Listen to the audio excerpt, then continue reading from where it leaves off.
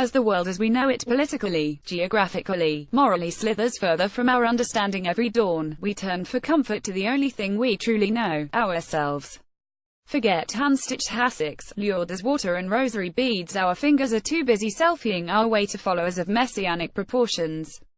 Identity is layered and constantly in development in that we hope we have the freedom to add to and subtract from it dependent on what we need from the world around us as we move through time, says Ashley Kane, art and culture editor at Dazed.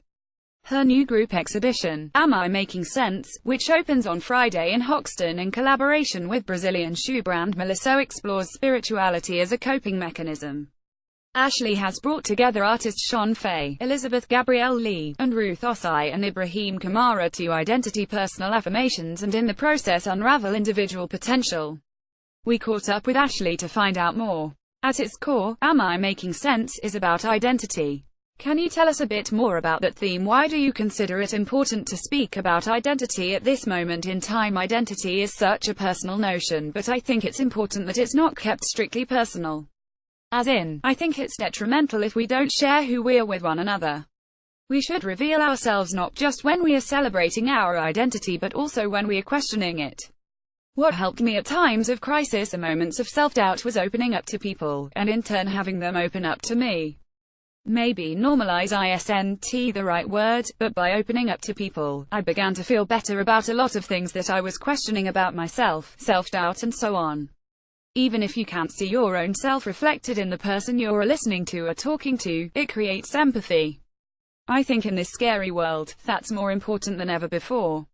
While the core of the exhibition is identity, its external theme is positive thinking affirmation, to be specific.